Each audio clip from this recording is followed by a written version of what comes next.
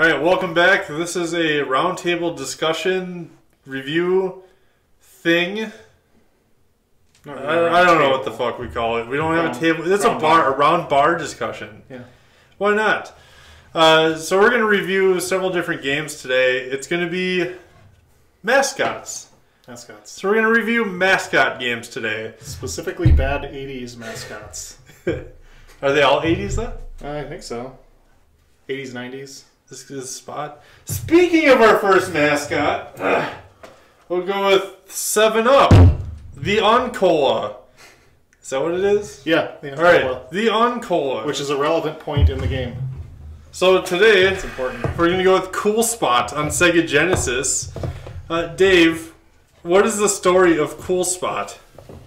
Well, Cool Spot is 7-Up, or was 7-Up's mascot back when everything had to have mascots. They haven't done anything with them, and they haven't done anything with them since they've been their own company, I guess you could say. Did this split up at some point from Coke or Pepsi? I think they were bought into one of the big, Coke or one of them, and stopped doing their own advertising, is my impression. I do miss Spot. He was a wonderful mascot back in the day. Adorable. Yeah. I can't remember the last time I've seen Spot. Yeah, I mean, and usually it wasn't always a spot. A lot of times it was a bunch of them, a bunch of little spots running around, gibbering and doing stuff. Huh. So they're like lemmings? Yeah. All right. Yeah, they make the kind of this goofy chirping sound that they did get in the game, so props for that. All right, so speaking of the game, just full disclosure, I did beat the game. I think Dave did as well. I did as well. I'll go over my thoughts about the game real quick, just in a broad sense. I don't know if I like the game. I don't. It's got some issues. It has a lot of issues and some good points. So I'll go over the good points real quick. It's kind of a collectathon. So you have 100 things. What do you collect in the game? Like cool points. Cool points. Yeah. So you collect 100 cool points in the level, in each level, and if you get above 90, I think you get to a secret stage. Yeah. And in the secret stage, you can earn continues. You can earn Uncola letters. Uncola letters shown here, or maybe wherever shown there. Yeah. So when you collect the Uncola, you get a continue, which in my case I needed. I needed probably like 3 extra continues because like this game gets kind of unrelentlessly hard at points. Yeah. It starts out kind of easy, but like at the same time, it's easy to die in the first stage. Even if you're doing well and you're trying to collect everything, the first stage is probably the worst stage in the game to actually complete in one life without running out of time. Which I'm not used to losing lives by running out of time, but in the first level of this game you easily can, unless you die once and then it resets the clock, but you keep the things you've collected. So if you're trying to go full bore, collect everything in one life, I'm sure you can do it, but you just walk so slowly that it's really hard to do. I feel like there's a way that you can pick up momentum in the game when you're walking. A little. It's like kind of weird. Like if you jump and then like keep walking, it seems to maybe go faster. Yeah, a little. I can't tell. It's really weird. It's for a platform of its type to not have a run button or a faster movement. It's a little weird. I don't like it. I don't like that part of it. Spot kind of strolls, and they get the sprite works well with it. He just kind of is like swinging his arms, strolling along. He's got like a little pimp walk thing going on. It took me probably, I think, a solid 3 times before I actually beat the game. Yeah. The first time I died, like I think I used all my continues probably on the first level, and you only get 3 lives to start out the game? Not even that much. 4 lives, yeah. 4 lives, but no continue by default. Yeah, so like you actually go through it pretty quick. You do have a health meter, so it's not like one-hit kills, which we'll get to later, definitely. Yeah. That's one thing I appreciated about this game. It kind of give you, but it didn't give you like invincibility frames that much. Not really. Like kind of just, if you jumped on a bad spot, you just kind of got your ass kicked and there wasn't much to do about it. Yeah, there are things that weren't super obvious that they were bad spots. Like, spiky things that weren't necessarily spikier than the rest of the things. Yeah. And you could take multiple hits if you weren't careful. Yeah. So I'll kind of like work through the game. The first level for me is actually really hard, and so you start with like 6 minutes each level, I think. Yeah. 6 or 7 minutes. It varies, I think. And you actually end up like using most of that time on each level. Even if you're like good at it, you kind of know what you're doing, you still use like several minutes because he's just so slow. Yeah.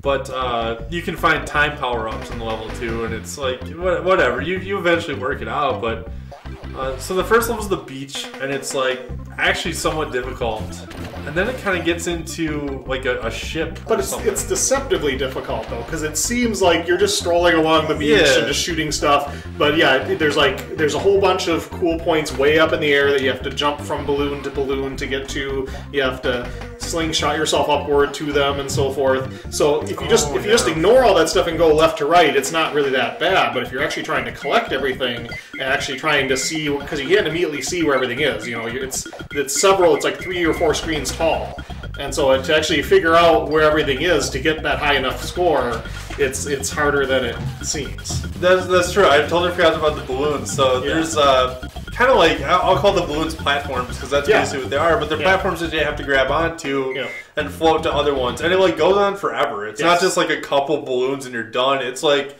10 different balloon platforms, and it takes forever. And it takes some leaps of faith. It takes all the leaps of faith. A big issue I did have was like, speaking of leaps of faith, with the camera angles, like it kind of gives you a seizure. Like starting out, like the camera's just freaking all over the place. Yeah. You can't like really point it up or down that well. You can a little, but it's well, we were playing on the Genesis. Yeah. And so it's not like you have shoulder buttons or anything. You know, you can look in certain directions, but yeah. So like the platforms, you just end up just completely jumping off one and hoping to God that like another is there. And and I'll get into it later a little bit more, but the grab mechanics, I don't know what they call it, but so basically Spot will run and like grab the balloon, but I swear to God, sometimes he just doesn't feel like grabbing it. Yeah. I had an issue with it. I don't know if you did, but I'll get into that in the later levels, because like the second to last level of the game, I was basically going to throw the controller. I hated it so bad. Well, the stakes in this level were low, because if you were bad at that mechanic, all that happens is you don't get the bonus stage. You can still get through the entire level left to right, ignoring all that, but it's good practice. And maybe that's part of how I did well, is I was practicing in that level for quite a while, and I think that's important. If you just ignore that, you're doing yourself a disservice later in the game. That is true. So we'll speak about the bonus stages a little bit.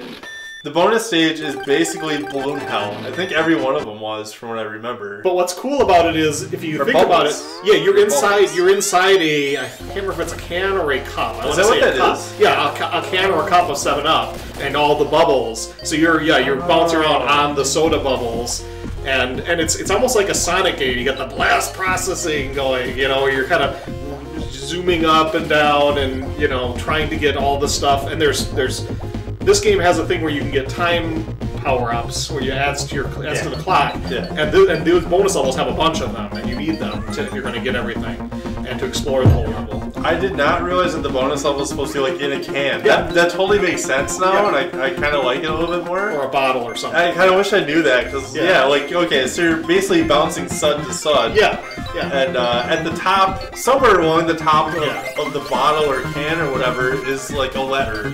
And that spells Uncola by the end of the game. So there's like 6 levels or 7 levels or something. I think there's like 7 total. I'm not sure if you can get more than 6 letters. I'm not sure how many. I want to say, I think you can get them in potentially every level. I didn't confirm that, but I think you can only build up so many of them for continues. Okay. I didn't get all of them myself, because at a certain point in the game it becomes unnecessarily hard to get that high percentage of cool points. And like for me, I just wanted to get the hell done with the game after a while. Like I just got so sick of it. What I really want to talk about is the lily pad stage. That thing, oh my god, that game gave me freaking nightmares once I got to that stage. So one thing we should probably say is the way this game works, it's kind of there and back again.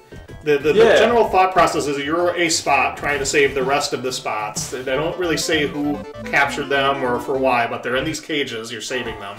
So you're going to a certain place, saving Spots along the way, and then you're going back. And so by the end of the game, you're back at the beach. So most of the levels in the game are either duplicated, like there's 2 beach levels, there's 2 levels where you're in the docks, there's duplicates of certain levels, and then there's some other levels that aren't duplicated, but they're similar, they're like mirror images. Well, there's 2 levels I know where you're kind of like in the floorboards or something. Yes, or whatever the hell that is. Like in the back, behind the wall of the house. Yeah. It kind of reminds me, it's like Spot is Ant-Man. Yeah. If you think about it, like you're just like constantly like I'd be in this bar right now, like flying through bottles. It's so weird. Yeah, because they make you can see big stuff in the distance that you can't interact with it. It definitely goes for that kind of vibe. Yeah, and you're basically the size of a crab. Because if you think of the first stage, actually you're like smaller than a mouse and smaller than a crab. So yeah, it's kind of weird. Yeah. But your size of a bug. Yeah. I think there's only one water stage, right? Like with the lily pads. Well, there was the one with the lily pads and the one with the train, which I think were similar. And I think the one they were similar. They were similar in that you're going left to right, and then when you get to the end to the right, then you have to go up a level and then go back to the left. And going back to the left, you're going on platforms of different sorts that can fall out from under you, like the bubbles and the balloons and stuff. And if you fall, you end up all the way down in the bottom stage and have to start again. And so I seem to recall you have to go left to right, up, right to left, up, left to right, and then you're done. The first of those levels is fairly forgiving. It's just you lose a lot of time if you screw up. The second one, you fall in the water and die unless you get really lucky and land on a platform. And it's like similar completely random. Like, It sucks. So you'll spend, it's about like a minute and a half to get from the first left and the right. Yeah. And it includes like a bunch of blind jumps, and it's just like a complete pain in the ass. Yeah. And then you work your way up from the right to the left, which takes another minute. Yeah. And then like if you fall anywhere up here, you start back at the beginning, or you like fall into the water and die. Yeah. Now why can't Spot swim? I don't freaking know, but whatever. Yeah. But so you just keep starting this over and over again. So I think the first one might be the lily pad. I totally forgot about the train. Yeah. And I kind of wish you didn't bring it up, because now I'm having freaking nightmares about it again. The train is the same. You go all the way right to left to right. It's like it takes you like freaking 5 minutes to get to the very end. I want to say the train was first because that one was the one where you didn't fall in the water, and the lily pad I think was the same thing, but you did fall in the water. But yeah, they were very similar stages. Yeah, and you can like legit fall off right at the end and start all the way over, and it's just like, I hated that stage. I hated both of those stages. Yeah, I hated a lot of stages in this game. I wasn't really, I don't know. It's like early on the game seemed like, oh, it's a platformer. You're running, you're jumping, you're shooting. We didn't really explain it, but you shoot bubbles. Yeah. And he kind of like I think he snaps his finger and shoots bubbles. It's kind of cute. You only have one attack. Like you can't jump on anything. You can't. And you can shoot them kind of in different angles, as I recall. I think you can shoot them in 8 directions. I want to say it's kind of random. Well, I thought you could aim it relatively well. I mean, that mechanic worked really well, but that seemed to be a relatively minor mechanic. Like at a certain point in the game, most of what you're doing is just jumping. It's just platforming. Yeah. So you have the shooting, and early on it seems like it's a big deal, but you never fight bosses that way. You never fight bosses, period. No, you never fight bosses. You're not really... the most you're doing is fighting crabs that take like maybe 5-10 hits. But for the most part, that part of the gameplay seems like an afterthought. It's the platforming becomes a bigger part of the game to the point where it's all the game, essentially, almost. And that kind of brings me to my last point, is towards the end of the game, I don't remember if it's the last level or like the second to last level where you're kind of on the docks again. Yeah. There's certain kind of like YOLO rope jumps that you have to do. So you go like rope to rope, and it should be pretty intuitive, but for some reason, I cannot for the life of me like grab onto the fucking ropes. So like the ropes will be like this long, and here's the end of the rope where you think you can grab because it doesn't look any different, but you can't grab this piece. It's like an invisible non-platform that looks like it's part of the rope. You have to grab up here. Yeah. And like there'll be a platform right here, and then if you jump, you like hit your head on the platform, you jump. It's such a fucking mess. The music for this game, it is a Virgin game, and I think we both kind of know that Tommy Tallarico, is his name? Yeah. He worked on this and another title that you may or may not see. He didn't work on the music in that one, but he worked on the music of this. And if you don't know Tommy Tallarico, he actually does Video Games Live, which is fantastic. Love it. I don't know if they still do. I've got some of the MP3s. I never got to see any of them live myself. I saw they came to Madison like 5 years ago. I saw them live. It was great. Good show. It was like cheap, but no one showed up.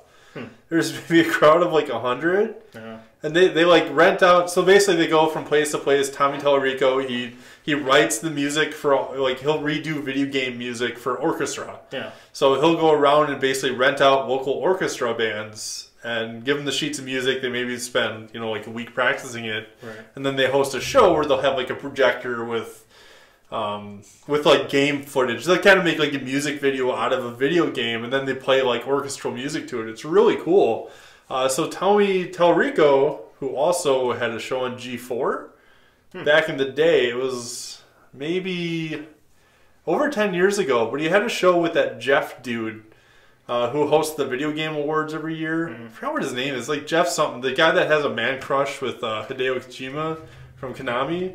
He's like always like rubbing. It's really weird. It's like kind of creepy, but so he used to host a show with him where they did game reviews, and Tommy was always like kind of like the hip like I hate this game critic at the time. Back before there kind of was a lot of that, so I kind of had respect for him. But bringing back to why I'm talking about him, he did the music for Cool Spot.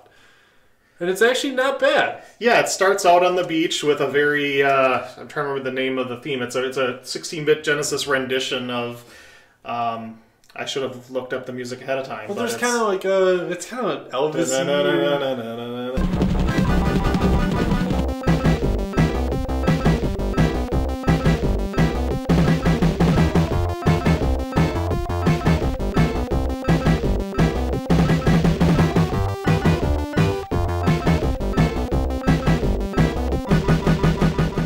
You know, but it's a pretty good, for the Genesis, you know, not the best sound hardware ever, a pretty good rendition of that. Here's Genesis. Yeah. It's like such a mess. And it's not like tiny little samples. Like it's a good long stretch of music. It doesn't irritate me at any point in the game, really. The controls I feel like are good. I mean, probably the worst part is some of the ropes and whatnot. But your actual control I feel like is pretty good, because once I got the jumping and the grabbing on the balloons and all that down, I wasn't screwing up because I pushed the button and it didn't work right. I was occasionally screwing up because of my timing, but I felt like it was responsive. It did what I wanted it to do. Responsive, yeah. But it didn't. For me, it didn't do what I wanted to happen. The grabbing mechanics, fuck it, I hate it. You got to get used to it for sure. Yeah, it's maybe not super intuitive. It's a game that I probably won't put back into my Sega unless. I have no idea why I would bring that out again. I kind of feel like it's one of those things where you jump towards a balloon and you don't think you're going to hit the balloon, but then it does. Then it does. So yeah. You got to get used to that, and once you do, then it's fine. But until then, it's a little frustrating. Yeah. So that's it for me. Yeah. Like if I were to give it a rating out of 5 stars, I'd honestly probably just give it a 2.5. I didn't like it. I picked up this complete box copy for $5. That's about all it's worth to me. I don't know. I'd give it 2.5.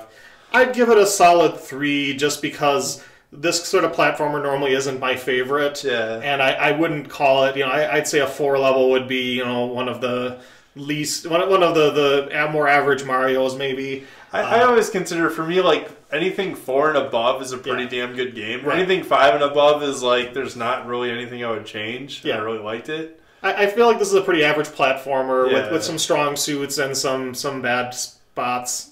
We said the word.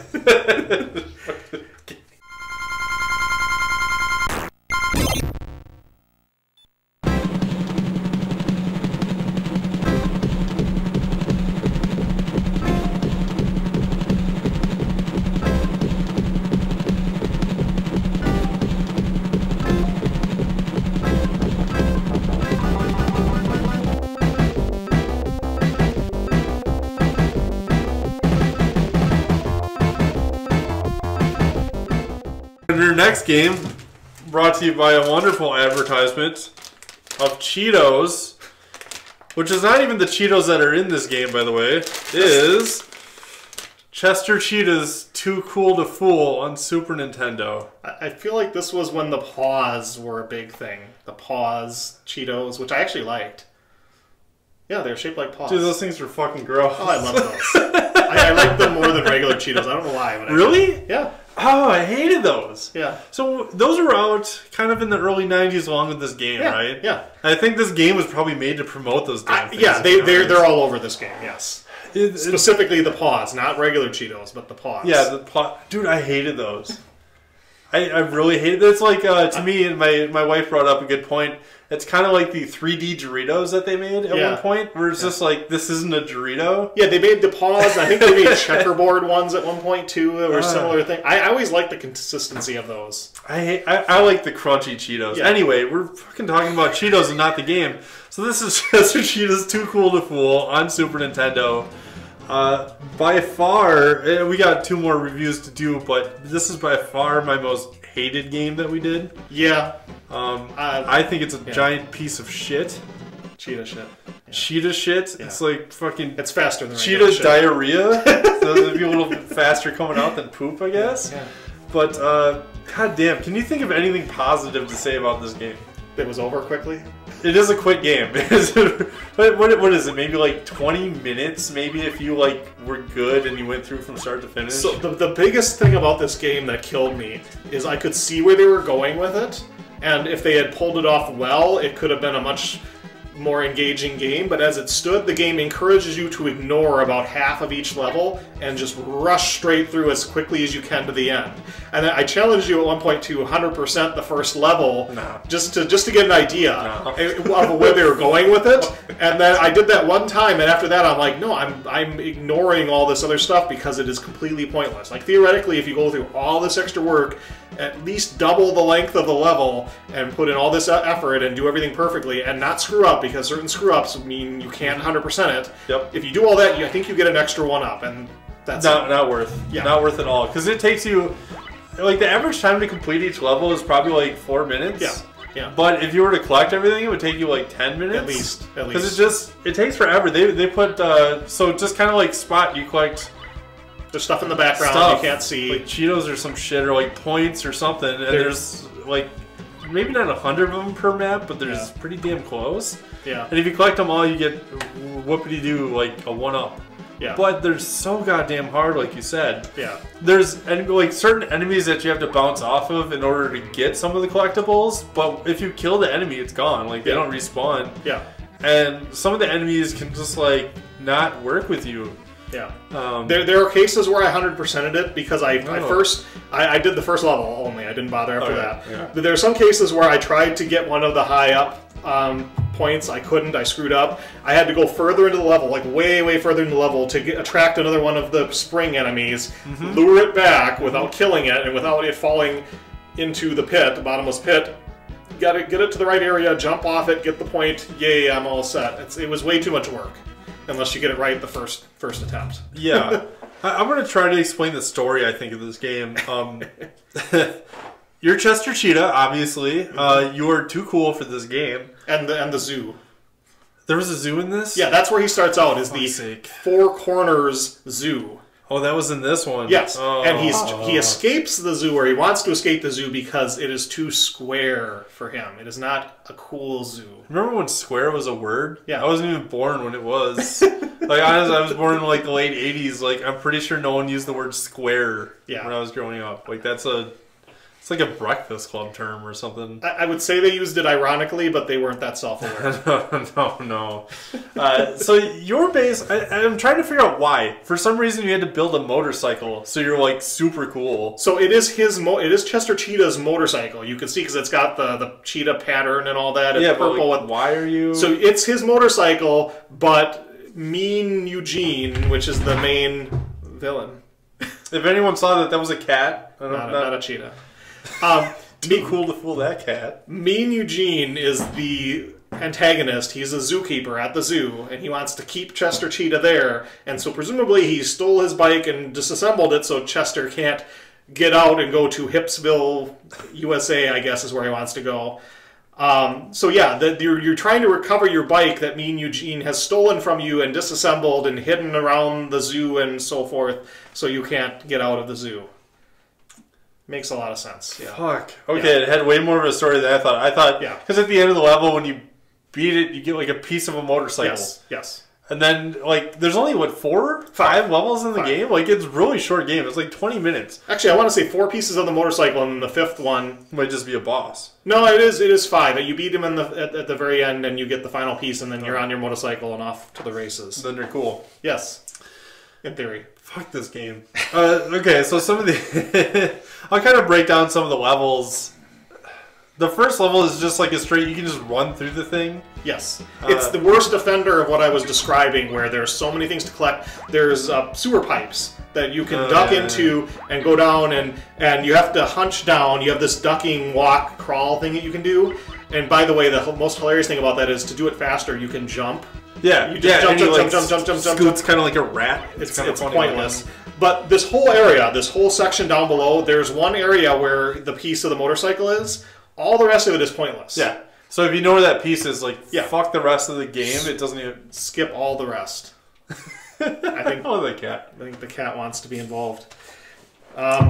So yeah, all the rest of that is completely pointless. You can ignore at least half the level. Yeah. I think we should also talk about the power-ups before we go to the next level. Yes. So there's only 3 power-ups really in the entire game, and then there's one like hidden power-up that you can grab. Yeah. So there's boots that you can find in each level, sneakers, that actually like do make you go faster, and you can jump farther when you have them. You can press one of the shoulder buttons, and he like charges up his run. That is actually really useful. It's a cool power up. Yeah. You know, whatever. It's like the only good thing in the game. There's sunglasses that you can grab. That all they do, it's fucking pointless. Yes. So sunglasses only show you hidden collectibles in like for 10 seconds or some shit. Yeah. So literally the entire point of that, it's like the in Mario World where you get those coins and then they show a bunch of red coins temporarily. It's like that. So it's not even a power up. It's a collect these before they're gone, because you can't recollect them if you screw up, and some of these are like over pits or there's enemies around, and if you get hit by an enemy once, you're not going to get them all. If you fall in the pit, you're not going to get them all. If you know. It's just one more thing you have to get perfect or reset the level because you're not going to get perfect. And at the end of the day, there's like no reason to ever collect all per level because it's utterly pointless. That's why I said they're trying to make it a collectathon, but they're not making it. They're not making it where you want to do it. No, it's not like a Banjo-Kazooie game or something where you feel a sense of accomplishment. Unless there's some secret ending that I don't know about, which. Knowing this game, I can't fathom that they put that in. This game was developed by like a company called Kaneko or some shit. Or published at least, Only made games. They made like another Chess of Cheetah game and like stuff I've never even heard of. Yeah. But back to the power-ups. So there's the sunglasses, the boots. Sneakers. The sneakers, whatever. Sneakers are cooler than boots. What the fuck is the other one? It's there's a couple. There's the guitar, which is borderline a power up. Maybe the most pointless upgrade, other than like the stones in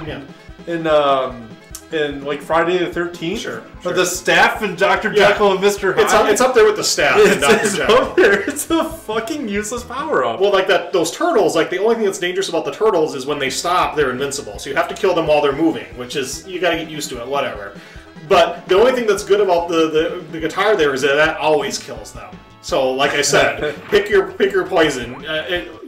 Kill the turtle, but carefully, and then get the pointless power up, or jump over it, get the pointless power up, automatically kill the turtle, or skip it entirely. Just skip it. It's such a waste of time, and that's what this game is. It's a fucking waste of time. Yeah. Let's talk about the second level. Wasn't much. The second level was like in the treetops. You just kind of get the boots, and then you can just like get to the end after some weird vine jumping that's kind of clumsy, but it works. The second level is actually vaguely fun in places. Kind of, yeah. Because it's got a weird mechanic with the vines, but it's kind of fun. And you have momentum. You can it doesn't work how you'd initially think it will work. You have to practice to kind of figure out how it works. But if you do it properly, you can clear huge sections of the map by jumping and swinging and you have to let go at the right time, otherwise it doesn't work right. But if you do it right, you can go flying very fast across the screen and hit a wall, and you literally like impact into the wall like a cartoon character. You flatten against the wall. It doesn't hurt you, I don't think. It just makes you look goofy, which is fun. It's kind of cute. So I want to get to that third level. Yeah. That pissed me off so bad. Yeah, the Amazon level. Yeah. The Amazon. So the Amazon has the worst placement of that guitar power-up in video game history. Yes. It's the one time where you're actually wondering, is this a power-up or is this like an enemy that's there to troll you? I'm not even sure. But you jump on him and he carries you across, and then he carries you into the path of the guitar. And if you just stand there and get it, you start dancing, and you'll probably dance off of him into the water. No, not probably. I don't actually think there's a way to not die if you grab that power up. I tried it a couple times. I think I got close one time, but then I eventually fell off. I've tried it like 4 times. I don't think it's possible. So the challenge there is literally jumping and avoiding, and jumping off the hip pole and landing back on the hip pole while avoiding the guitar. That's the challenge.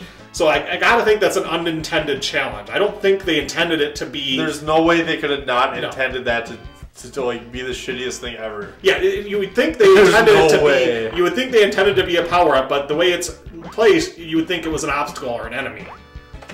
Oh man, like I know, like I'll show like up here exactly what I'm talking about, but it's like the worst placement of a power-up other than like the original Ghost and Goblins, and this is like an old AVGN thing where like in the second level you can spawn the torch on accident and you can't avoid it. It's like that. That's like but at least you can use the torch. Yeah, and like, it doesn't you don't insta die because you have it, although it's useless. Whatever. That's a whole different talk. You just have to get the knife again. You just get the goddamn knife. And I wish Chester Cheetah had a knife so I could have just stabbed the shit out of the game with it. I fucking hate this game. Now, was the next stage of the caves? The cave. The caves, god damn, I hated the caves. This is where the game took a spike in difficulty, because everything else, I mean, the third level had parts that were difficult, but the fourth level is where it starts to get more noticeable. The third level, I think, was more difficult because just platforming bullshit and bad hitboxes. More places to die, more hits. The cave, for me, you can only see a circle around your character. It's like a dark cave thing, kind of like Pokemon, where you can't like see what's going on unless you have flash. But you just have a flashlight circle, like a spotlight. And the only enemies, there's only a couple enemies. Bats and stuff. Mainly bats. We'll just fuck the other enemies, just bats. And the bats will just appear at, not at random, but like until you understand the pattern, they just appear in front of you and they'll hit you every single time. Yeah, you could avoid it by like duck walking through most of the level, which is really goofy and unnecessary. Yeah, it takes longer and it already takes a while. And you get to a minecart section. Which it's kind of like an old Super Nintendo trope. Like there's always a freaking minecart section in a lot of games. Like I think Rocky and Bullwinkle has one. Mario RPG, great game. Not like fucking Chester Cheetah. That has a great minecart section where it's kind of like interesting and there's stuff happening. How do you beat the minecart section in this, Dave? You hold down the entire time. For like 30 seconds, you hold down. So it's got some interesting effects. You know, there's some effects, like maybe mode 70 kind of effects where you're going up in circles and somersaults and da da da da. And in a normal minecart level, you would do some jumps, you would do some ducks, you know, you would get power-ups, deal with enemies maybe. Here, the only thing is if, you know, there's stalactites coming out that you have to duck under, and then there's power-ups you can get by sticking your head up to get them. So if you're low on health, for example, and you need some power-ups for the boss. You know, they're a little, you think you can get a total of, what, 5 health points and you can power back up to full. But if you're at full health or if you don't care, just hold down the whole time, stay in the cart, and you are never threatened in any way. That whole section of the level is completely pointless, aside from whether you feel like getting the power-ups. I've never seen an area where you can just like hold down and just like walk away for a while. It's so dumb. But the end boss of the minecarts, I had a lot of problems with him. I beat him on my first attempt with no problems, and then I had more trouble with the 5th boss, and then every time I got back to him, all of a sudden I had problems. I was at the point you were. It's like this weird timing, and I feel like it's not super plannable. It's not super specific. I can't tell. You have to get in this weird. You have to just anticipate when he throws. Like he'll throw 3 in this weird pattern, but it doesn't seem consistent. And what is he chucking at you too? Like rocks or something? Yeah, they were rocks. And it's really easy to get hit by them. You have a very small window of time to jump on his head in between rock throws. You just have to. Well, I just was in a zen state the first time, and I just had the pattern down, and I stayed really close to him, jumped on his head, like I just gave the tiniest little break in between for the rocks and killed him. Every other time I tried, I think I was being too careful, and so I would take too long, and by the time I was jumping on him, he was throwing another rock. So what was after the caves? That was the up in the air, the flying So that's stage. the last level? The last level, yeah. Okay, the last level I actually really liked. It was probably the best part of the game. I think so. So like there's not really much of a level, but... there's a teeny little part, and then you jump on a diving board, and you jump up and land on a huge butterfly. bigger, cheetah-sized butterfly. Yeah, Mothra. And your whole hitbox then becomes like twice as big almost because you're riding on this butterfly. Anything you touch anywhere near this huge hitbox, you take a hit. And it's not like your typical. It reminds me of like a side-scrolling shooter level. Yes. Where like kind of like pretend it's life force for a second. Just use your imagination. It kind of reminds me where you're the ship and you're just dodging stuff and attacking stuff. Except you don't get an attack from what I remember. No, you don't get a shot. Yeah. But it's not like a direct control where you can just D-pad your way through it. You have to like jump and butterfly like flop your way through the level. Yeah. And it's kind of awkward.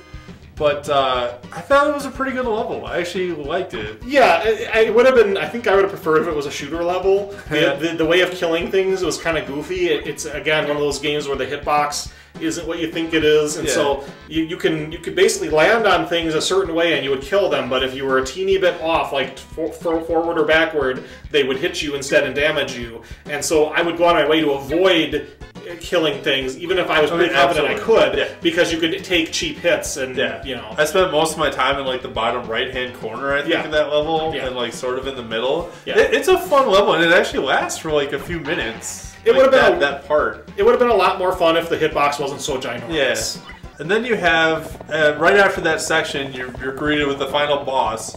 That's actually, I think you had a lot more problems with him than I did. It took me forever. I think I beat him like maybe on the second, maybe the third try. But like the first time I had 1 life or something when I saw him, so it wasn't... So what it is it's this Mean Gene guy in this giant army helicopter. Let me tell you something, Mean Gene. Which is hilarious because he's a zookeeper, but he apparently is ex-military or something, and he brings in his military contact to have a assault helicopter to catch a cheetah, whatever. Video games. But the whole level, you're dodging all these various wild woodland flying creatures, and then he's shooting missiles at you from off screen, and you don't really know what they are. You're just, why are all these missiles coming at me? And then you get to the end of the screen, and you find out, oh, it's this giant helicopter that's shooting missiles at me the whole time. Yeah. And he has this pattern where he shoots one low, one middle of the screen, and one high. And that's where I started having problems, because your hitbox is so big, and they're so close together that it's fairly difficult to get yourself in between the shots without taking a hit. It's a tough fight. Like it's not a breeze, but it's doable. I liked it because it was like the first time in the game where skill did anything. Yes. Where it's like, holy shit, you actually have to try. Yes. And it's not just up to luck. It's like an actual boss fight, an actual enemy. You're like, I didn't expect to see this in Chester Cheetah. Too cool to fool. What do you give out of 5 stars? Chester Cheetah. Not, whatever the fuck his name is. What do you give this game?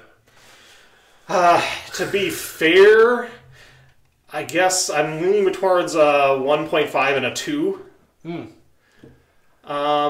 I guess maybe I'd give it a 2 because from my perspective, like a 1 is like something that's just flat out broken. Like glitchy piece of crap. It's not really glitchy. It's not really broken. It's just poorly designed. It's bad game. It's sub-average. Yeah. It's bad. Like I said, there are pieces of a good game here. If somebody in the hands of someone competent, they could have even used this character, kept everything in the game has these shades on except for the end boss. Everything is cool. Everything is of this era. And even given that, they could have made a decent game if they had had some idea of basic platforming tropes and I think I'll also agree. I'll give it a 2. Yeah. It's not broken, but it's not anywhere near a good game. It's playable. It's fun in places and small doses. It's not even like... To me, it's not even fun as a bad game. Because there are like bad games like Dragon's Lair and NES that are like fun, but they're fucking terrible. Yeah. This, to me, just... boring. Stay away from it. It's pretty boring. But what's funny, it's not even like a $2 game like it should be. It goes for like $8 to $10. Yeah. No. And they made a sequel. Yeah. It was so amazing they made a sequel. I think it's Wild Quest. We're not doing that today. Maybe in the future. We'll see. I'm not hearing good things.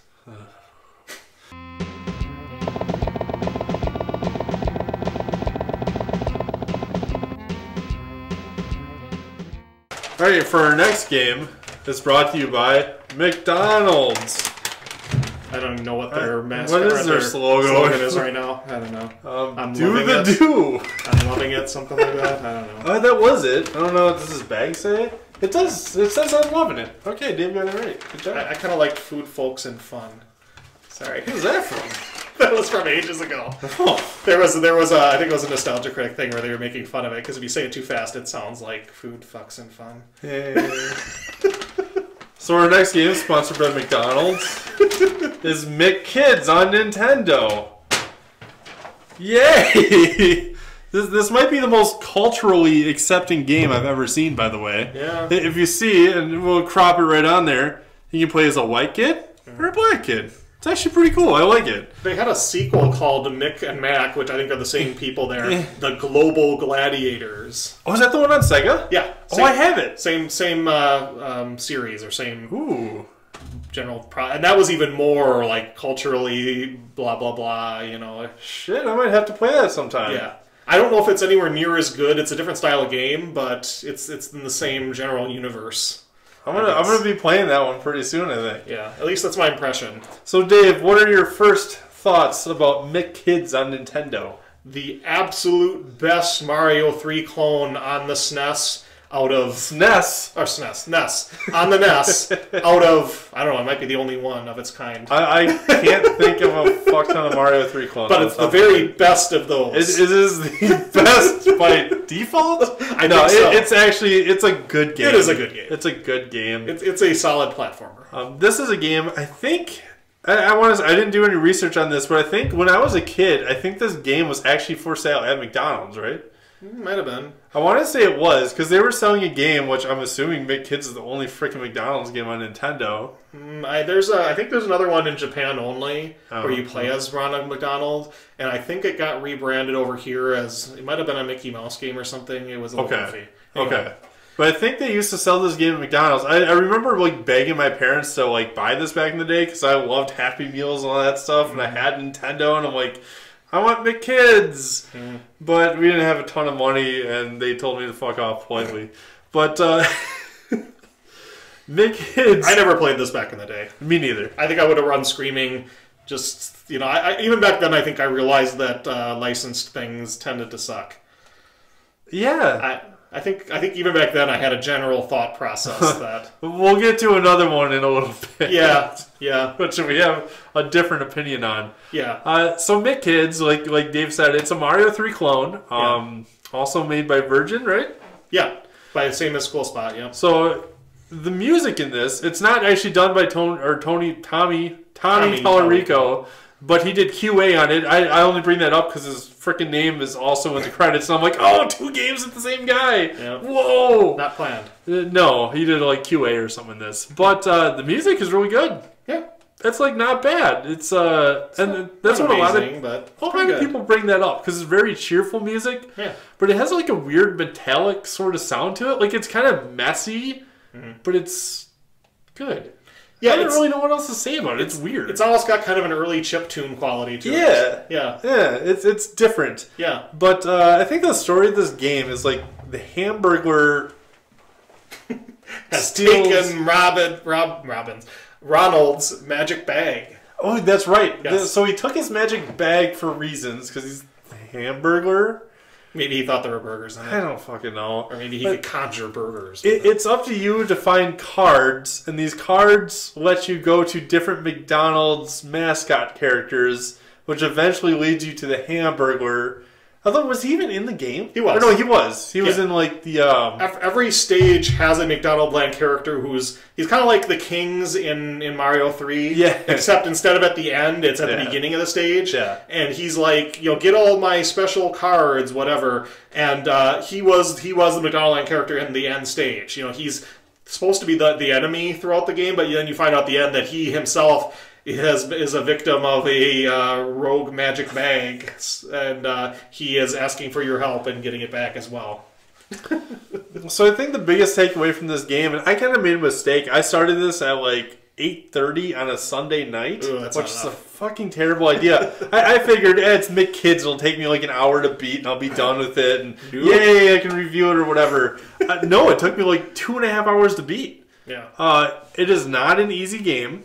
Or maybe it is, but it wasn't for me. It's easy early on, but it's hard to beat. Like, it's easy to play in certain stages. It's hard to get all the way through it. Yeah. It's hard. It's a collectathon, and a lot of the stuff you need to collect is hidden pretty well. Like, there's, like, secrets. Yeah. A lot of secrets in this game. Like, so you have to collect cards to advance to the next level, but the Hamburglar, which is, like, what you need to beat the game, he's got cards hidden throughout other levels that aren't really announced. So you have to, like, find his card randomly, like 6 of them, throughout the games in various random levels.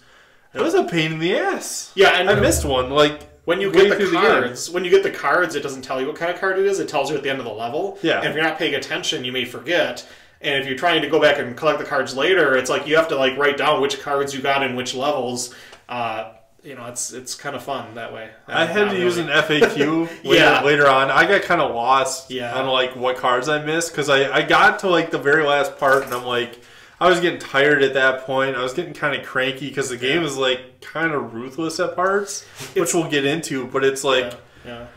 I had to look up to see where cards were, because I was just, like, done at that point. I'm like, either I'm turning off this game and just finishing it up some other time, or I have to look up an FAQ, because, like, I couldn't find a lot of the secret shit. Yeah, I said it was a Mario 3 clone, but in this sense, it's really not. Like, Mario is very much a left to right, get to the end, get to the end.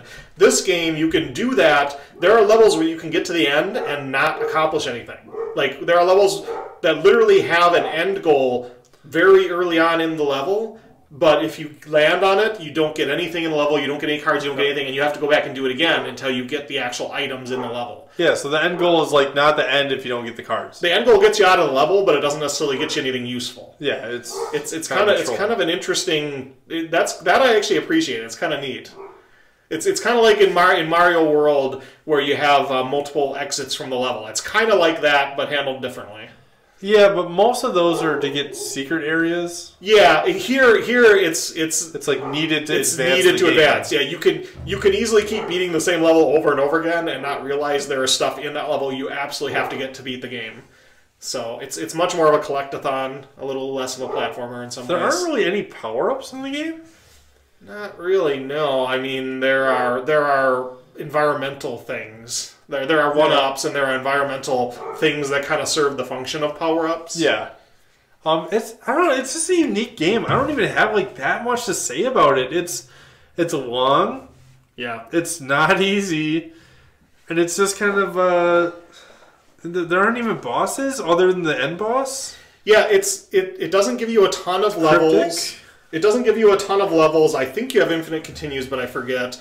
But I didn't need them because it's like a Mario game in that you can build up tons and tons of lives. There are levels where there are all these one-up cards all over the levels, and there are some levels where you'll see 2 one-up cards over a pit. And if you grab one, you can still be fine because you're standing on the other one. But if you grab both, you'll fall in the pit. And some of them are real near the beginning of the level. So you get into the level, get the 2 one-ups, fall in the pit, rinse, repeat. Pretty soon you've got 100 lives. There's one I'll put up in the invisible multi-space up here. I want to say it's World 4-4 that has that, where it's like right in the beginning of the level, you can drop down a pit, and there's the 2 one-ups, and you can build up infinite lives that way. Yeah. I had to do that quite a few times. And they're spread throughout the game. So you can, I would tend to keep like 10 or 20 lives at a time, and then I'd hit a hard level and get down to like, 3 or 4, and then I'd backtrack to the most recent level like that and build back up and then rinse, repeat. And it didn't usually take very long. It's not like it takes hours to get back to that many levels. No. That many lives. The problem is, though, I think if you actually, like, game over and continue on one of the levels, you have to, like, restart that entire area, don't you? Yeah. So it's like, then you have to go back through, like, 5 levels again. It's like, huh. I think I'm not exactly sure what it saves, but I think it saves what you needed to get to that level at least. Maybe. I'm not sure. I assumed it would save your Hamburglar cards too, but I have no idea. I don't know. It's just... It got on me after a while, but it's a good game. Yeah. I'm not going to shit on it. There are some cool things. You can actually go upside down. Yes. That's a pretty cool mechanic. That's one of the environmental things. Yeah, you run, and there are these little gears at the end of the platforms, and if you run at the platform fast enough, you'll loop around and underneath, and then you can treat the whole level as an upside-down level. Yeah. And there are certain power-ups and things, or certain things you can only get when you're upside down, and then when you're ready, you can do the same thing to come right side up again. But it's usually kind of like a puzzle to get back to that gear platform to go underneath it. It's like... Or to another one. Yeah. It's interesting. It's a good mechanic. The only problems I had, I think, because you can like fly off the top of the screen. Yes. When you're upside down, yes. so the top of the screen is actually then your pits. Yes. But like, I kind of envision your kid is just like flying off into space or some yes. shit. It's like what? And there are spring platforms. There are platforms that you'll hit that'll ricochet you back to the beginning of the level, which is kind of cool. It like spins you kind of like yes. a washing machine. It's interesting. Yeah, there are spring blocks, and there are blocks that you bounce on. That depending on whether you're holding a block, you may bounce. Yeah, if you have more weight, you bounce higher. They work differently. Yeah. So the physics of the game are solid. Like they really figured that stuff out, and it's consistent, and it works how you think it should. The couple things I really griped with, other than me just being cranky when I played it, was there's a lot of kind of YOLO jumps that you make throughout the game, and you don't like it. I think you have about 3 HP or 3 hit points or 3 life bars or something when you start out each level. Yeah, I think actually, so. I don't even think 3 hearts. Yeah, 4. No, they don't. So like, if you can start a level with 1 heart, and that's basically 1 hit, and you're dead. Yeah. Well, what's nice is like some levels you have to just like leap of faith, jump off a platform. You have no idea if you're gonna like fall into a pit or fall into an enemy, which happens all the time. So like, you'll be like halfway through a level, and it's like, oh, I gotta jump down because there's nowhere else to go, and then you like jump into an enemy, and you gotta restart it. Well, and the attacks are it's all Mario 2, pick up block, throw block at enemy. And you get, I believe the hearts you get by killing so many enemies in a row, and then they'll give you a heart or whatever. That's what it seems like. And it's I don't know if it's actually like every 5 enemies. I think it's a little inconsistent, but after you kill so many enemies, and it's not like a heart pops out and you collect it. It just gives you a heart. Yeah. And so I didn't even realize it was happening at first. I was a little confused. I didn't either. It took me probably like halfway through the game where I realized what was happening. Yeah. I'm like, all right, that's neat, I guess. Yeah, it kind of would be nice if the hearts were just out there instead, but yeah, whatever. I would say the momentum in the game is a little weird. You run without hitting the B button. Like you start running and it's slow, but then it speeds up, and you can get going a little faster than you like. But it's not bad. It's just different. It's a little different than Mario. Yeah, it takes a little getting used to. There's also I kind of feel like I have like moon shoes on the entire time. Like every level to me kind of sort of feels like an ice level. Yeah. Where there's like, if you're trying to jump on a small platform, it's super easy to just slide right off. Yeah. And there are levels where I think you can get stuck. And they added a thing where you press start and then select into suicide and get out of the level. Yeah. Holy shit. Because there was at least one level I got to where I made a certain jump, and then there was like a platform in my way, and I couldn't get back out of it, and I had to suicide to restart the level. I didn't even know that thing existed. Luckily, I never had to do that. Otherwise, I probably would have rage quit. Yeah, at least they realized. I mean, it would have been better if they had fixed it so it wasn't possible to do that. But is that like the Predator game on NES where you can do that? Yeah, yeah. I mean, like I said, it makes a certain amount of sense because it's that same style of game. Actually, I think the reason they added it is because like a game like Mario, you have a timer. Oh yeah. So if you screwed up enough, you just wait till the timer runs out and then it'll kick you out of the level. Here, there's no timer, which I appreciate, but you need some way to get out of the level. Yeah. And I never did it by accident. It's not like you're hitting start during normal gameplay. Yeah. I'd say for the most part, like, most of the game I really liked. And it was just kind of a nice, like, yeah, where do I find where to go? Like, collect all the cards and stuff. And it was just kind of like a nice casual adventure. Until, like, the volcano area. Yeah. Where, again, it was probably something to do with, like, it being, like, 11-something on a Sunday and me being pissed off. But god damn, did I have a problem with that area. There are they were building up to that level the whole game.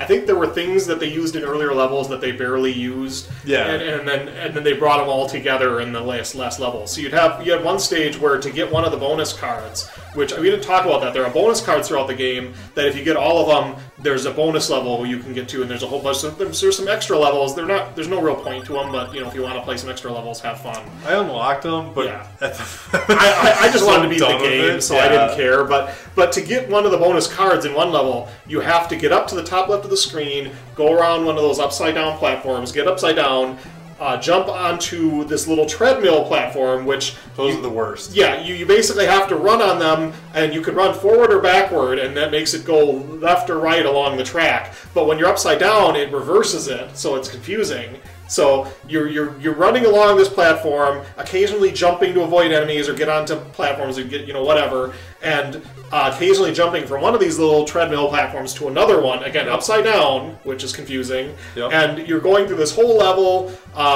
and getting to a point where there's this bonus thing, and the whole part through the level you have to adjust to these weird upside down controls. And that's the only level in the game that does it, but... And the platforms, like... Yeah. Those little treadmill platforms we're talking about... Yeah, they're tiny. You don't always catch on them. And no, what I mean is, like... You're supposed to catch in the middle, so you can run left and right, and your character will stay on the platform, and it just moves, like, through a track. Yeah. But sometimes your character just, like, doesn't catch on it, and you just, like, walk off an accident. Yep. That happened to me, like, 4 times in a row. I was getting so pissed off. Yeah, and it's not like they turn on a dime. Like, you have to they kind of get up to speed and start moving. So you're trying to avoid fireballs and stuff, and jump from one to the other, and there are certain places where you wanted it to stop so you could jump on another platform, but if you were on an angle, it would keep moving. Like, you had to, if you did it just perfect, you could get it to stop, otherwise it would keep sliding, and trying to move off a sliding platform onto the other one was even worse. It was messed up. That was a hellish level. Those couple levels in there is just like... Oh, I just want to get done with it. I just want to finish it. I'm not ripping on the game because it's like level 8 in Mario. Like, you expect it to be hard. It's hard to be like angry at this game, and I'm not. I was just like, I think I'd like it more if I played it during the day. They were definitely trolling the players in the late level, but that's the time to do it, as in the later levels. Yeah, I mean, the game should get harder as the game progresses. It shouldn't get easier. It shouldn't just stay the same. A level that I didn't like too much were the levels where you had to dig. In like the dinosaur fossil areas, because if you died, like then you had to go back to the beginning and dig your paths again, and it was kind of just like... It was kind of like some of the really complicated digging levels in Mario 2. They kind of that a little bit. Yeah, a little bit. And some of those levels, I think that one level I'm thinking of has a lot of cards in it that you don't necessarily have to get, but you might have to come back for later. It's like a fossil graveyard or something. Oh, I hated that level. Because at one point you have to go upside down, but also, like, well, you have to dig your path while you're not upside down. Yes. And then you have to go upside down, and hopefully the path that you made is, like, the correct path in order to get one of the cards for that stage. Yeah, you had to make yourself an upside-down stairway so that you could go upside down and then climb upward to get to where the card was. Which is cool. Like, try and figure that out on your own. It took me a few tries. I'm just like, how in the hell is this supposed to work? But I appreciate it because it does make you use your brain a little bit more than most platformers. It's a McDonald's game that makes you think. Yeah, and it doesn't give you a timer, so you have time to think. You know, you're not in a rush. You can screw around for ages. And you usually have like expendable extra lives, so I mean, you can grind away at it and eventually figure it out. Yeah. The final boss. Okay, so I didn't understand what the hell was happening. Yeah, I had to look it up in a FAQ. So you basically have to hit him either with there's these little piles of soot. Which that only shows up like one other time in the game. With snowballs. I don't even know. I think I figured that out the first time. But the second time, like, it gives you like 4 blocks. Yes. And then there's like a pile of soot that's not like totally... It's hard to use. So there's 2 ways to beat the end boss. One is to use these little piles of soot. You're basically making soot balls and throwing them. The problem is they don't throw as far. You have to get closer to the guy to hit them. You can like throw upward or throw forward, but you have to get way closer and you're going to get hit more. Otherwise, you can use the magic blocks. Now, the magic blocks are depending on how many times you hit the end goal thing properly to get the block thing on it. There's like, you know how Mario has the different things at the end of levels, like the flagpoles and stuff. Yeah. This is kind of similar, where it's got a little cord between 2 blocks, and then there's like a little block thing that goes back and forth. And how many times you land on that at the end of levels is how many magic blocks you get at the end of the game. Are you fucking serious? I'm serious. That actually was a thing? That was the thing, and not only is that, but no matter depending on how many times you lost against the boss, you would lose some blocks. So if you screwed up the first time, you would have to try again with, I think, 3 or 4 less blocks. And every time you lose, you'd lose more of them. Dude, and I ended up beating the boss without any magic blocks because I was late at night and I was doing poorly. I was just out of it. I just used like the soot balls. The soot balls I didn't know worked. the block thing was even a thing. The blocks are way easier. They're magic blocks. They work way better. But you have to. I didn't know. If you go out of your way, and I don't know if you can get them back after you've lost them, like because you can lose the boss level and go back, but I don't think... Maybe, I don't know if you can regenerate... You might be able to regenerate the magic blocks by beating levels again, but that would require basically going through the whole game again. Yeah. But yeah, you either have to do that, or you have to pick up these soot balls, and basically... It's not too bad. It's not too bad. I mean, the boss has multiple phases, and some of them are easier than others. You're basically just hitting it with blocks or soot balls and dodging attacks. You're hitting the shit that comes out of the magic hat. And then or the pouch, bag, whatever the hell magic it was. bag, yeah. And then you're hitting the bag itself. Yeah. So I didn't understand that you could grab the soot balls at first. Yes. So I like ran out of the box right away, and I'm like, well, huh. Yeah, I wasted a bunch of them too, not realizing what the deal. I assumed they would always be there. I didn't realize until I looked. It's not at all obvious. No, like I wish there was an arrow to the soot pile or something that's like, hey, grab block here. As a matter of fact, I think you can start grabbing the blocks and throwing them before you start the boss fight. Some speedrun shit. Like if you're not careful, you can start wasting them thinking because you see those kind of blocks all throughout the game. Yeah. But here all of a sudden they're special, so you can start wasting them, not even realizing you're at the boss yet. I believe I could have that wrong, and or when you trigger the boss fight, you can start throwing them before you even realize how important they are. You just grab the soot balls. Yeah. Fuck the blocks. Well, I mean, use them if you got them, but just don't waste them. It doesn't matter.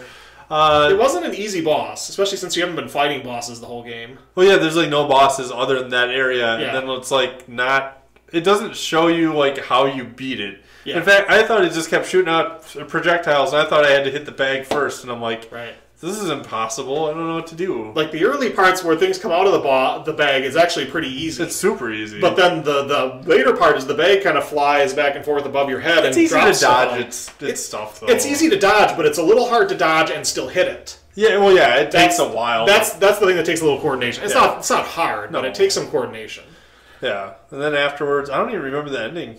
Like, you just, like, meet up with Ronald, he's got his bag, and shakes your hand. It was a very... It's like the ending of Bugs Bunny. It's like, oh, that hamburger has been playing some nasty tricks there, you know? But we're all happy in McDonald land and blah-de-blah-de-blah. Yeah, so that's mid-kids for you. I think it's a fine game. Yeah, it is. It costs like $15-20, I think. It's like not the cheapest Nintendo game, but I think it's definitely worth picking up. Yeah. Gosh, out of 5 stars, I'd give it 3.5. I was thinking between that and a 4, and I think I'm in that 3.5 range where it doesn't quite grasp that upper tier of like, this is a great game. If it had more bosses and it explained a few things better, I think I could solidly put it in a 4. It's pretty close. It's pretty close. It's a slightly above average game. It's not quite Mario level, but it's pretty close to Mario 3 in a lot of ways. It's close. Not as polished. But it's not quite there. Yeah.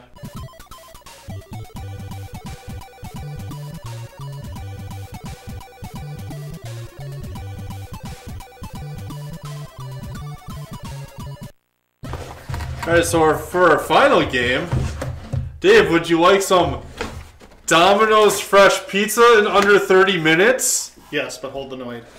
No, I will not. Why don't you open that up and give us our last mascot game for the evening, Dave? I don't really want to touch it. Oh, it's amazing. I really don't. I really don't. Our last game is Yo-Noid on Nintendo. God damn, I love this game. Dave, I know you do not love this game. I would like to hear your thoughts and why they're all wrong. So I'm going to try and be fair with this game because I recognize that a large part of my dislike from the game stems more from the genre than the game itself.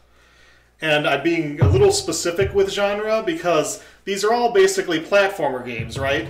But this is a very specific kind of platformer that harkens back to the old days when everything was one-hit kill and everything was very precise.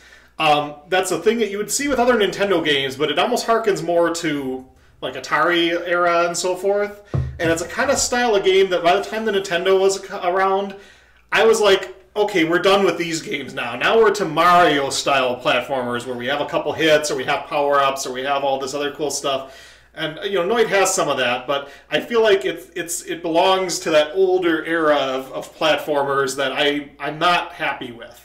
So I want to say it's a steaming pile of crap, but I recognize it's not. I just feel that way about it. You only recognize it's not because I love this game. and I gloated about it so much that I think we would have problems if you said it was a shitty game. I think it's a fairly polished what it is. I'm just not thrilled with the what it is, let's say. Why don't you give us the backstory of this game and why this game is not truly Yo-Noid, Dave? It is not, and I'm going to look it up because trying to remember the I already the name, remember it. Do you remember the Japanese name for it? I think it's called Masked Ninja Honoramu? And I might be slightly wrong in the last part. It's Hanamaru, yes. Hanamaru. Kamen no Ninja Hamamaru, or Masked Ninja Hanamaru, yes. So this was another game, kind of like Mario 2, but not as doesn't have as much history behind it. It's basically, it was a Japanese game, a solid but okay platformer that Capcom ported over with Domino's to make marketing ads. Yeah, Yay! I think they ported it over, and I think they were just going to port it over as is. And somewhere along the line, Domino's got involved and wanted to make a video game because that's what everyone was doing back then. You know, as far back as Chase the Chuck Wagon.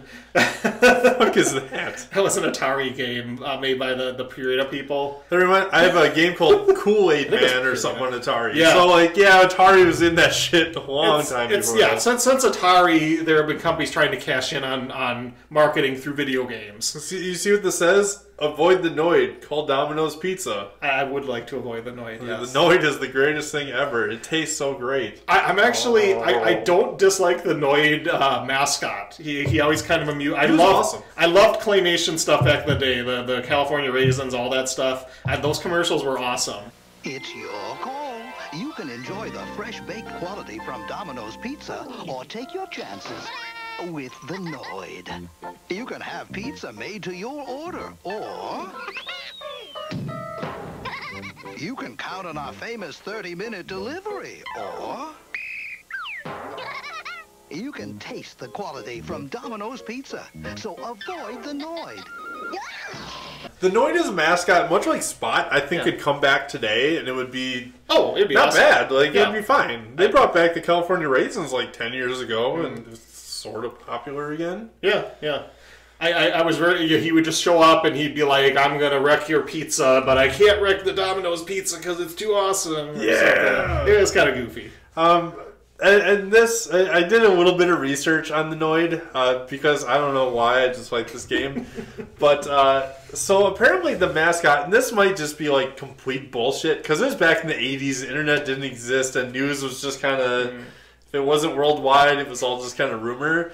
So there's apparently a mentally ill man with the last name Noid that held up a Domino's pizza because he was sick of the Noid commercials. I heard that. Yeah. He said maybe people were making fun of him or something. Yeah, Either way, he went nuts, held up a Domino's, and after that, he didn't kill anyone. It was all settled and fine. I don't think the guy ended up very well, but they dropped the marketing campaign shortly afterwards. Yeah, I've heard that too.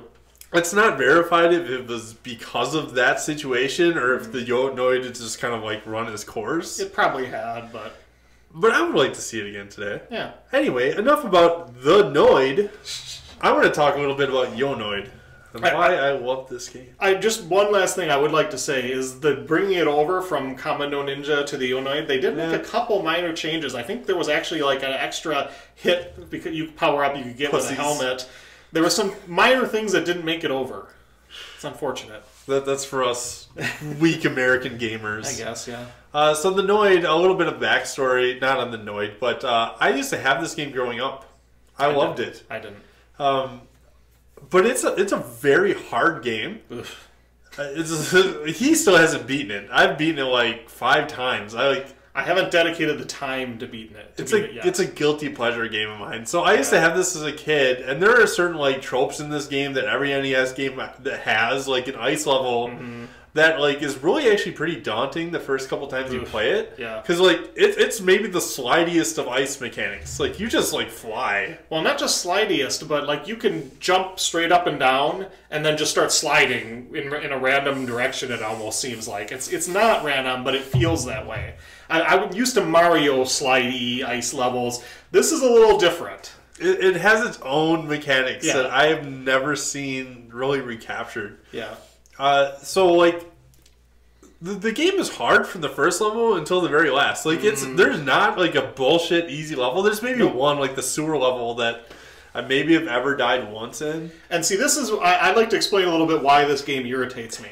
It's not that it has very precise jumping. It's not that it has one-hit deaths. It's not that enemies come in from off the screen with no warning. It's kind of like all those things together. It's that to do well at this game, it's not that you have to have good reflexes, although I think if you had really good reflexes you could manage. You mostly just have to memorize where every enemy pops out so you know how to deal with it ahead of time. Or you go really slow.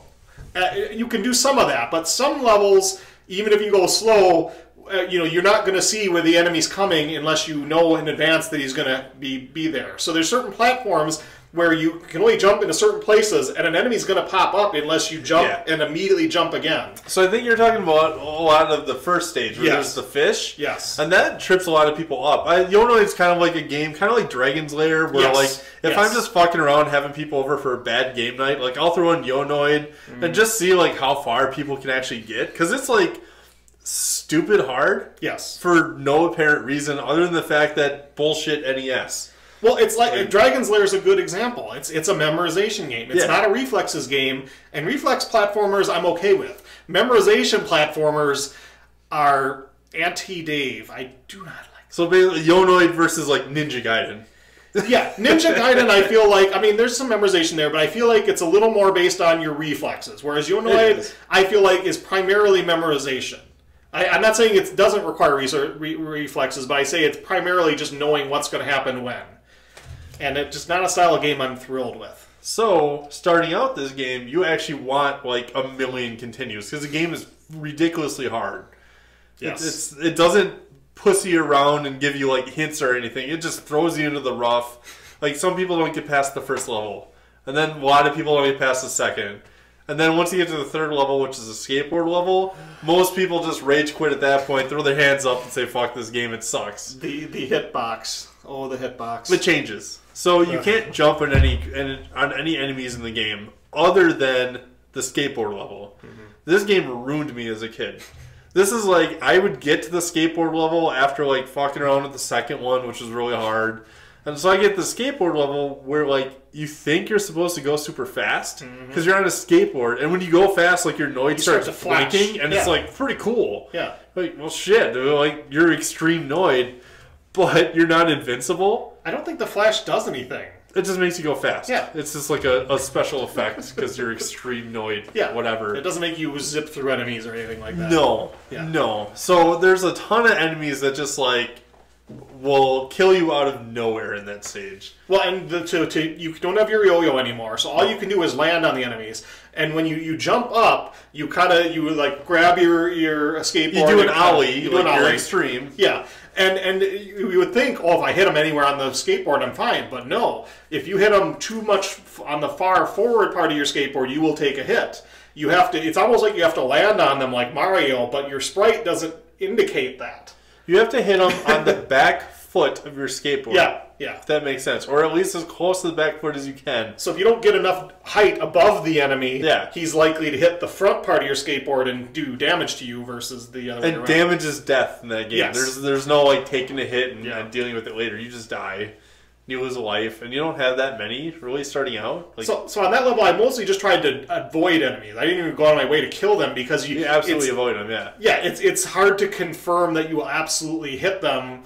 It's hard to explain, but in a Mario game, if the hitbox was as wonky as that, you wouldn't enjoy just jumping on Goombas every time just for the fun of it. You'd never be able to use fast running or your power block or anything. You'd just die. So yeah, if the hitboxes were more consistent, I would enjoy it more.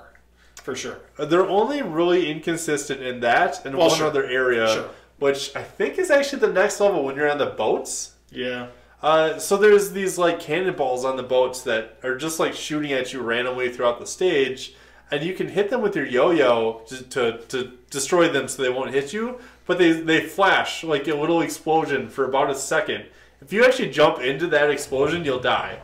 So it's kind of like a stupid... I don't even know what kind of mechanic to call it, but it's like in Bugs Bunny, with the clocks. I don't know if I've ever played that. There was a James video where you hit the clocks with the hammer, and and it just flashes there, and it was hard to get past them because they just sat there flashing. Yeah, it's kind of like it's a bad mechanic. So there are some broken mechanics in Yonoid. I'll give you that. I'll give you that. Yeah. But I love this game. It's got good music. It's got really good music. It's a Capcom game. Let's put that out there. I mean, I don't think it was actually developed by Capcom, but I know they published it, if that makes sense. That would make sense. But you still get like the good Capcom music. It's catchy. It's good. It controls... The controls are pretty crisp. Yeah, it controls well. Like I said, the hitbox makes the controls feel a little worse than it should. You know? And that's for a couple specific levels mainly. The platforming is not generally an issue. Like I said, sometimes you kind of have to jump, but you can't sit on a platform and wait for very long because the platform is going to crumble underneath you, or because a fish is going to jump from under the screen, you know, with no visible sign of it ahead of time and kill you because you halted on a platform for a second.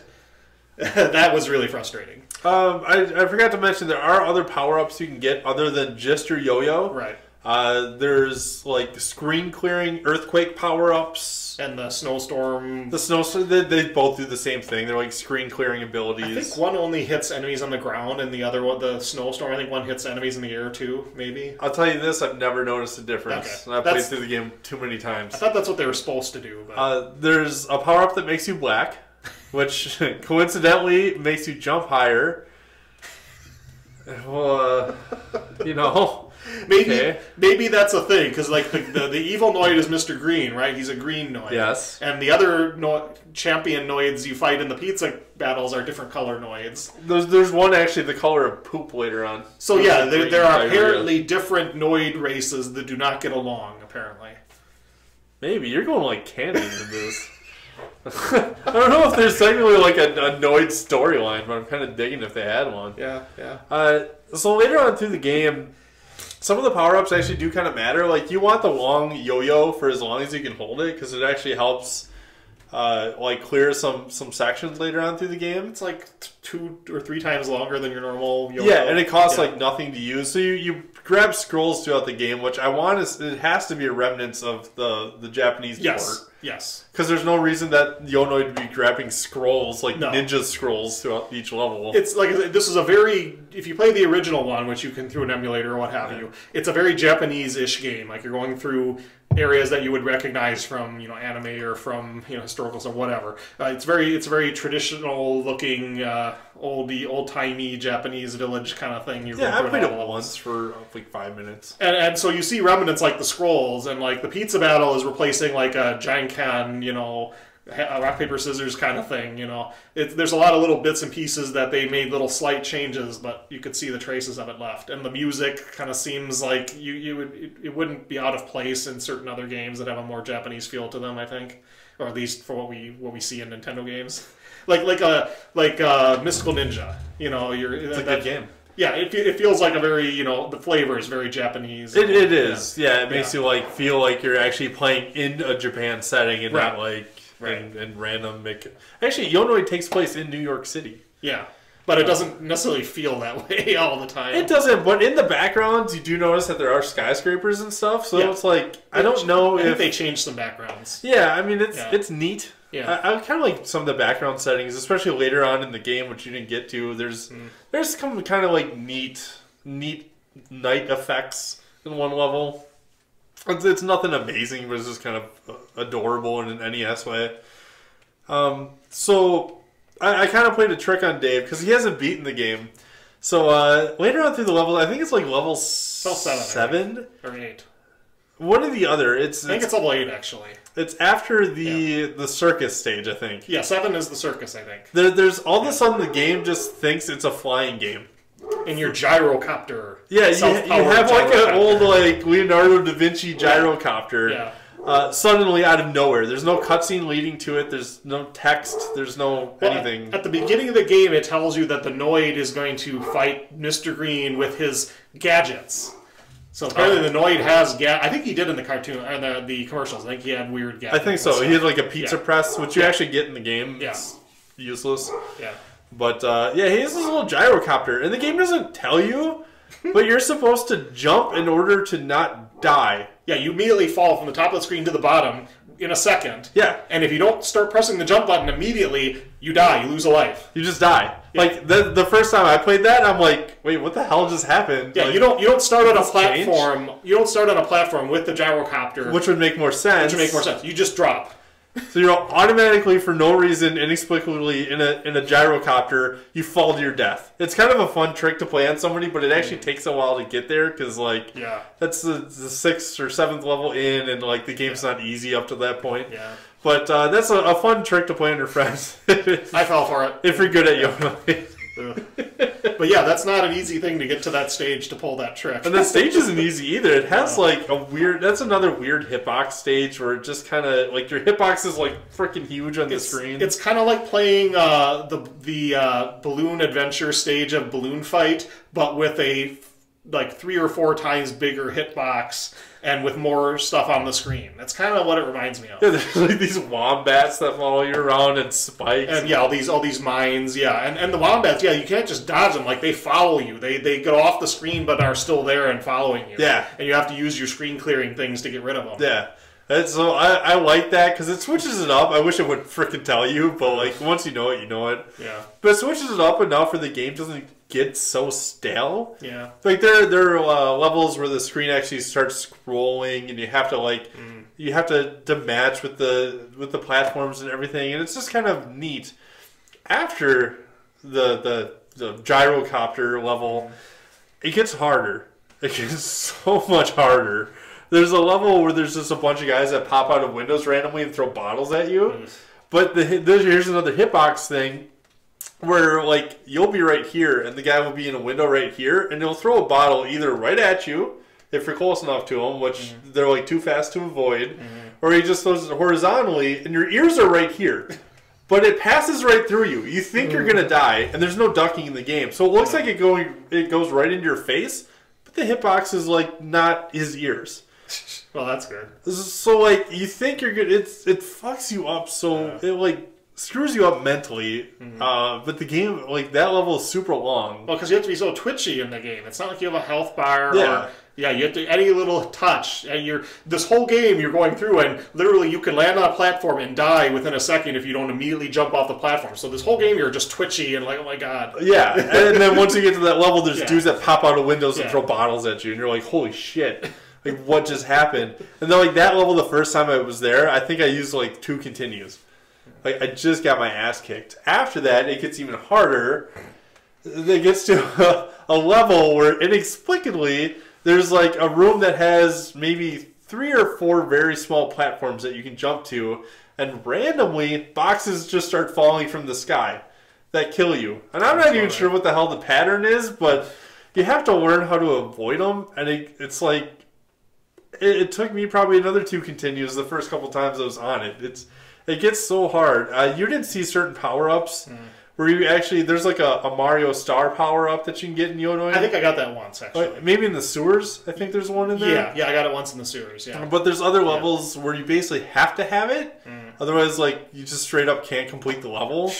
Or it gets, like, too hard. Yeah. So the game kind of keeps you guessing a little bit.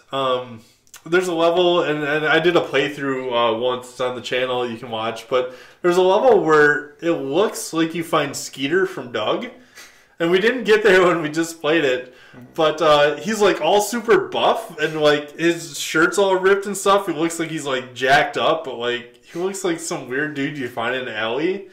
It's pretty trippy. It's like Doug on some shit, you know? The enemies in the game are just so weird. They're so non sequitur. I mean, there are traditional Yonoid enemies, right? I mean, you're not fighting evil pizza men and stuff for the most part. There's a thing that looks like a Slurpee bear that's like wearing hockey gear and stuff, and there's weird things. Then like his face starts like tripping out. Yeah. He's like trying to bite. Like it's super weird. Yeah, I still think it's a Slurpee bear. It could be. It could be. I mean, it looks similar. Yeah, it looks like him, but you just see random dudes that are like. Like, you see a guy that's, like, curling and, like, throws, like, a curling puck at you and stuff. Yeah, one dude's got a plunger or something, and he's just running around. Yeah, it's weird. There aren't really boss fights in the game other than the pizza battle, but there's definitely enemies that kind of exist as bosses. where they either are like impossible to hit or they take several hits. You didn't get to the last level, or the second to last level, but there is a guy, and this level is complete hell. There are no power-ups so you can get in the level, so you have to do everything by hand unless you take a power-up into it, which is hard to do. Yeah.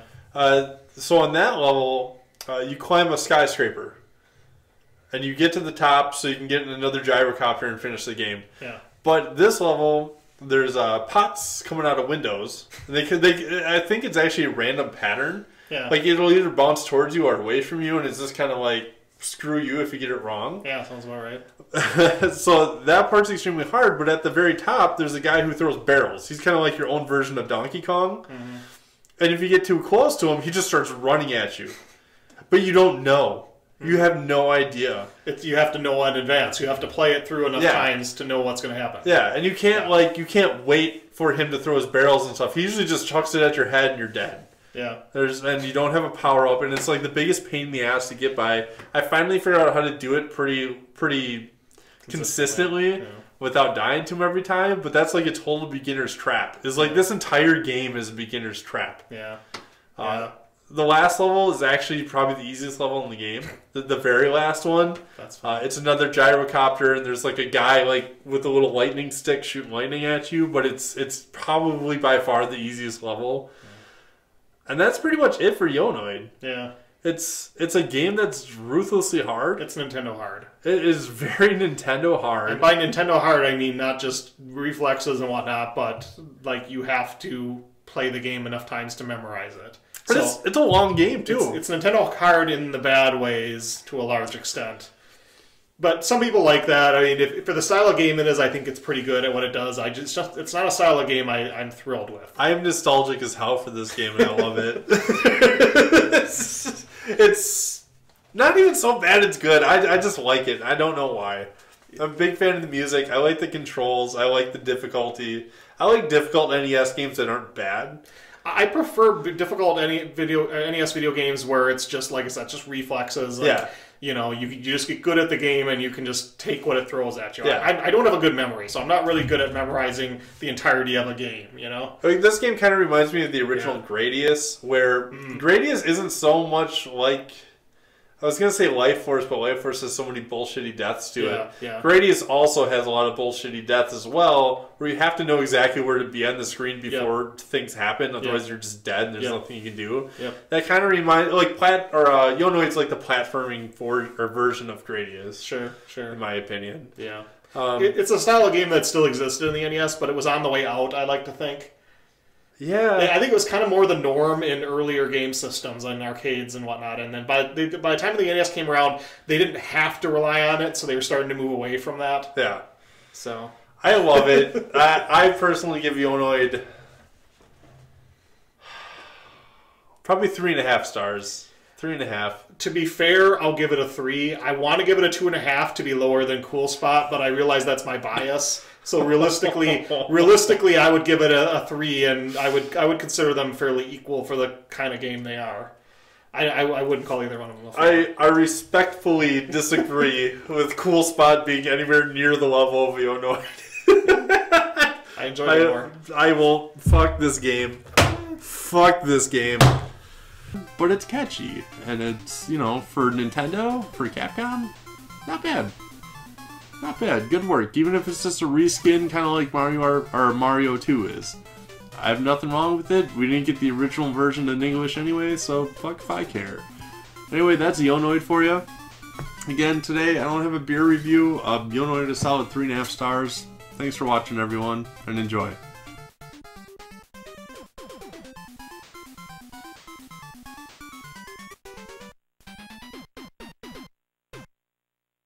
So, Dave. Yeah. Which one do you think is the best of these games? No question. McDonald's. McKids? McKids, yeah. Go figure that out of all the... For some reason, the Virgin games especially. Virgin just kind of came out of nowhere in this generation and knew how to make good games, apparently. They didn't even... And if not great games, but, you know, decent games. Playable. Playable games. Playable and not like bottom barrel garbage. Yeah. I mean, the usual problem with Mascot games is you got the mascot, so you've got people buying things because of the mascot, right? So you don't have to make a good game. Yeah. Whereas these weren't really, I mean, they were recognizable mascots, but I don't think a lot of kids were buying, I mean, I guess you really wanted the McDonald's one. I really wanted the fucking McDonald's game. I guess maybe there was a big draw for some of these things. So a lot of these I think were bad because they didn't think they had to make a good game. And Virgin inexplicably made good games anyway. Or at least decent games anyway. Yeah, Cool Spot, for me, it has a lot of problems. Yeah. But it's not a bad game. I just don't want to play it again. Yeah. It's a little frustrating. I mean, I feel the same way about Yonoid. I really... one of these days I will sit down and beat it, no problem. I just don't know when I want to dedicate that part of my life to doing Avoid the noise. Yeah. It's going to be a bit of a challenge. It's like sitting down to beat Castlevania or Ninja Gaiden legitimately. You know, I love both of those. Yeah, they're good games, but sitting down to beat them legitimately, I mean, that's a time commitment. It is, but once you do, it's the whole EA thing, a sense of accomplishment. Sure. I feel like you get a little sense of accomplishment when you beat both Yonoid and McKids. Because they both have that weird difficulty to them. It was very satisfying to beat McKids. I was pretty happy once I was done with it. I was happy to have beaten all the other games just to get them done and whatnot. But the one that was most satisfying, I think, I thought beating Cool Spot was pretty satisfying too, though. I think it was because it got really hard. Yeah. And to me, like, the harder games feel a lot better to beat. Yeah. And the easy games are just like, whatever, I beat it, move on. Yeah. It was nice to beat them all. Like I said, I will beat Yonoid at some point, but it's going to take some time. I think you'll appreciate Yonoid a little bit better after you beat it. Yeah, I could see that. Maybe. We'll see. For me, the best game out of the slot is Yonoid. Sorry, Dave. McKids is also, it's right up there. It's really a toss-up. For me, I'm just nostalgic for Yonoid. Sure, I like both of them. But Yonoid's that game that I can throw on and just have dumb fun for like 45 minutes and just, it's easy for me. Yeah. I like it. Now. The worst. What is the worst? I think it's pretty fucking automatic.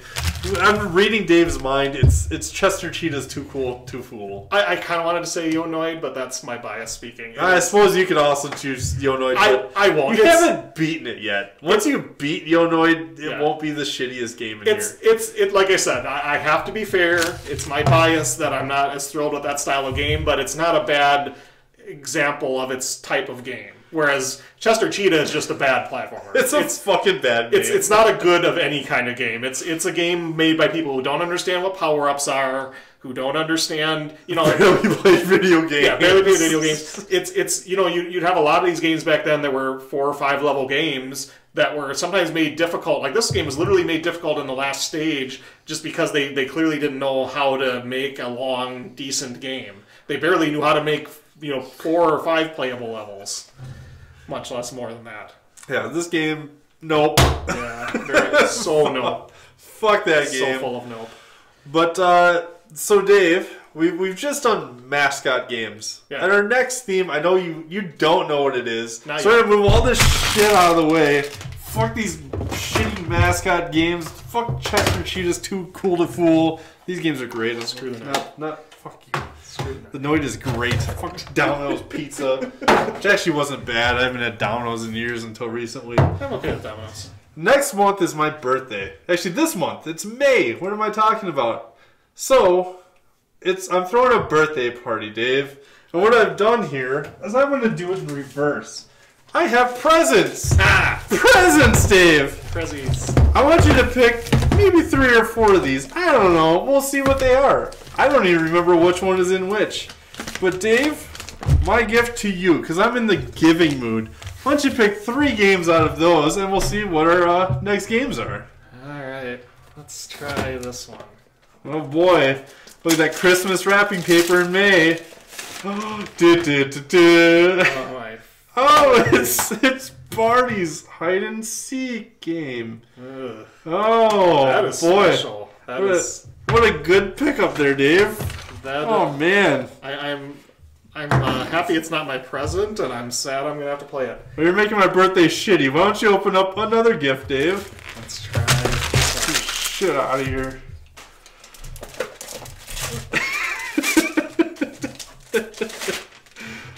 Oh no!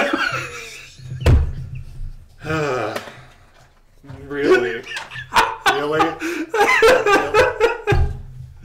Oh, happy birthday to me! Do you have a thing for picking up cars and flying through rings? I do! Our next game will be Superman 64. Is that what you asked for only the best birthday gifts for me. Yeah. Oh boy. What's our next game? Oh my. Can you call this a game? I don't know. I've never played it. You have a power pad, right? I do have a power. Dance aerobics on Nintendo. Fuck. Okay, that's gonna be a short game. Yeah. We'll pick up the final and fourth game here, Dave. What do we got? So far, you picked 3 duds. Can you pick a fourth? Yes. Okay. Yes. I think we got the winner of the. Yes. The winner out of the. Home Improvement on Super Nintendo. Yes. So that'll be the next month's games. Bye. Bye.